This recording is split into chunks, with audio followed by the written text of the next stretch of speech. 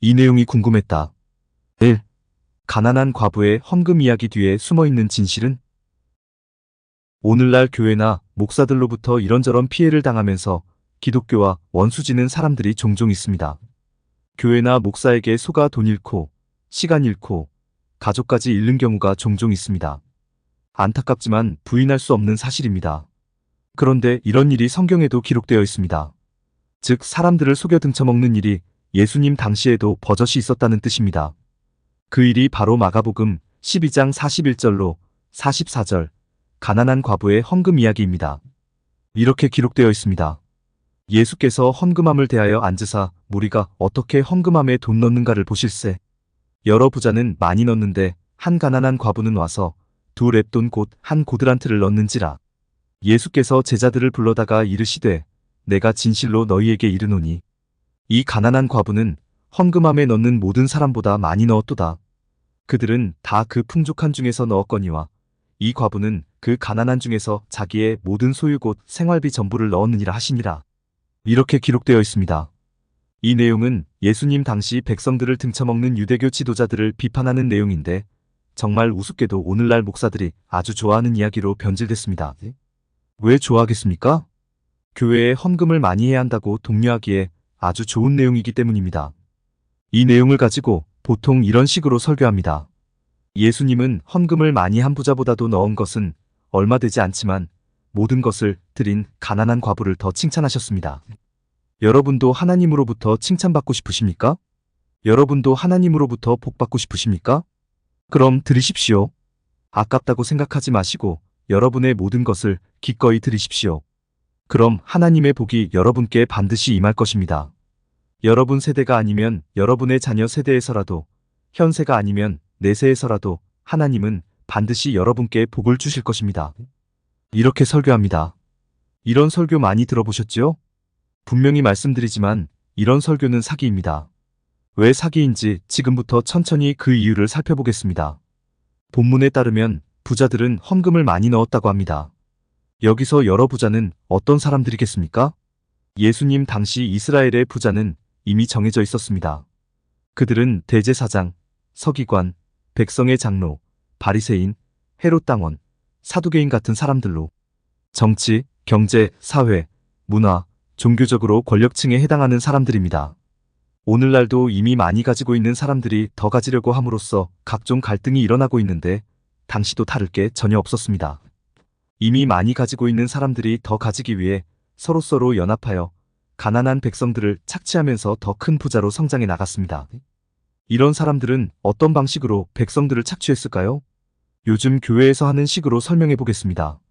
어느 교회에서 교회 건축을 한다고 가정해 보겠습니다. 당연히 많은 돈이 필요할 것입니다. 그때 쓰는 아주 상투적인 수법이 먼저 담임 목사가 집을 팔아서 건축 헌금을 했다고 하는 것입니다. 그리고 좀 산다고 하는 장로, 권사, 집사들이 담임 목사를 본받아 상당한 액수의 약정헌금을 드렸다고 하는 것입니다. 그랬더니 하나님께서 더 큰 재물의 복을 더해주셨다고 선전을 하는 것입니다. 그래서 없는 자들도 나도 헌금을 해야겠다는 마음이 들 수 있도록 선동을 하는 것입니다. 이른바 짜고 치는 고스톱판을 벌이는 것입니다. 여기서 그치면 그래도 나은데 한 발 더 나아갑니다. 교회하는 일에 힘을 더해야지. 하나님 나라 확장하는 일인데 조금이라도 힘을 더 보태야지. 천국 가서 더 큰 상급을 받을 터인데 뭘 망설여. 이번에는 굳센 믿음을 보여봐. 이번에 하나님께 눈도장 확실히 찍어봐. 만약 이번에도 그냥 지나치면 무슨 큰일이 일어날지 몰라. 어떤 재앙이 들이울지 몰라. 그러니 아깝다고 생각하지 말고 기꺼이 드려. 설마 하나님이 그냥 계시겠어? 이렇게 가난한 사람들에게까지도 반협박을 가하며 헌금을 강요하는 것입니다. 그 교회에 계속 다니기 위해서는 헌금을 할 수밖에 없습니다. 그 공동체에서 온전히 살아남기 위해서는 헌금을 하지 않고는 못 beg입니다. 이런 식으로 누가 당했다는 것입니까? 바로 오늘 본문에 등장하는 과부가 이렇게 당했다는 것입니다. 삶의 문제를 해결해 주겠다고, 하나님의 복을 받게 해주겠다고, 지금보다 훨씬 나은 상황과 처지를 만들어 주겠다고 과부를 꾀었습니다. 누가 꾀었습니까? 대제사장들이 꾀고, 서기관들이 꾀고, 장로들이 꾀었습니다. 헤롯 당원과 사두개인들이 꾀었습니다. 가진 것이라고는 두 렙돈밖에 남지 않을 정도로 이놈 저놈이 과부를 등쳐먹은 것입니다. 사회적 약자인 과부를 도와주지는 못할 망정 소위 지도층이라고 하는 착자들이 그 과부를 막다른 골목까지 몰고 간 것입니다.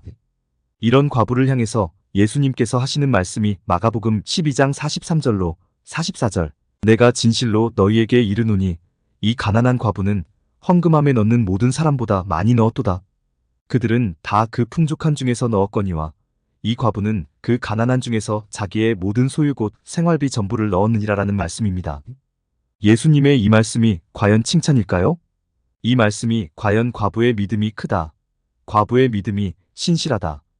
너희들도 가진 소유 모두를 드린 과부처럼 큰 믿음을 가져야 한다. 라고 예수님께서 제자들에게 권면하시는 내용이겠냐는 것입니다. 절대로 그렇지 않습니다. 예수님 당시 이스라엘은 철저한 유대교 사회였습니다. 유대교의 적폐가 이루 말할 수 없을 정도로 쌓여 있어서 사람들이 그 유대교로 인해 오히려 많은 어려움을 겪고 있던 시대였습니다. 그래서 예수님께서 유대교 성전을 무너뜨리고 사흘 만에 다시 올리겠다고 말씀을 하셨던 것입니다. 그런 예수님께서 유대교 성전 헌금함에 가진 것 모든 것을 넣은 과부를 칭찬할 이유란 전혀 없습니다. 예수님은 안타까이 이 여인을 여기는 것입니다. 가엾고 불쌍하고 긍휼한 마음으로 이 여인을 바라보는 것입니다. 그러면서 이 여인을 이런 상태로 몰아넣은 서기관들을 비롯한 소위 있는 자들의 횡포를 지적하시는 것입니다. 이 이야기가 나오기 직전에 마가복음 12장 38절로 40절까지 서기관들을 조심하라는 예수님의 말씀이 있었다는 것을 주목하셔야 합니다. 이렇게 기록되어 있습니다.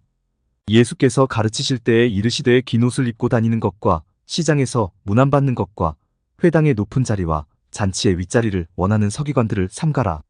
그들은 과부의 가산을 삼키며 외식으로 길게 기도하는 자니 그 받는 판결이 더욱 중하리라 하시니라. 이렇게 기록되어 있습니다. 서기관들을 삼가라라고 예수님께서 말씀하셨는데 여기서 서기관들이 어떤 사람들입니까? 바로 유대교 종교인들입니다.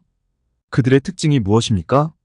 긴 옷을 입고 다니고 있고 시장에서 문안받는 것을 좋아하고 유대교 회당의 높은 자리를 차지하고 있고 잔치의 윗자리에 앉기를 원하는 자들입니다.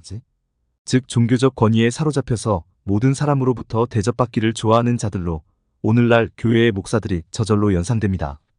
또 그들을 어떻게 표현하고 있습니까? 과부의 가산을 삼키며 외식으로 길게 기도하는 자니라고 표현하고 있습니다.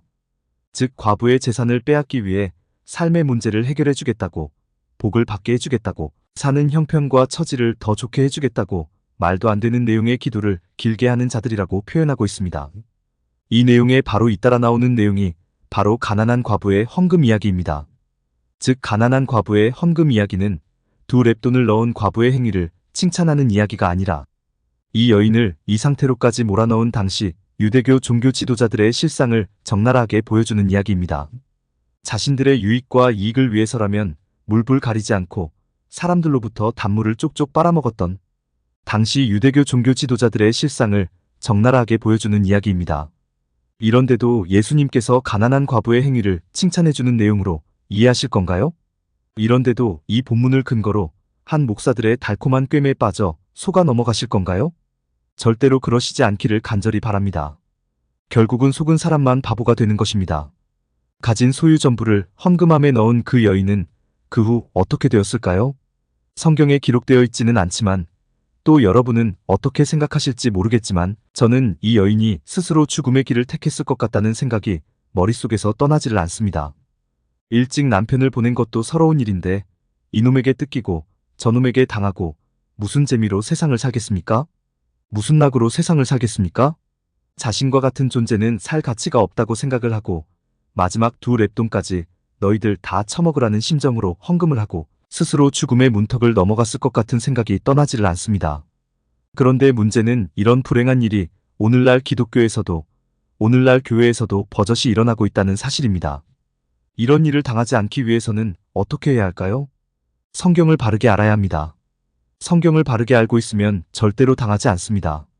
가난한 과부의 헌금 이야기만 알고 있으면 당하기 쉽지만 그 이야기 바로 직전에 서기관을 삼가야 한다는 예수님의 말씀이 있었다는 것을 알고 있으면 절대로 당하지 않습니다.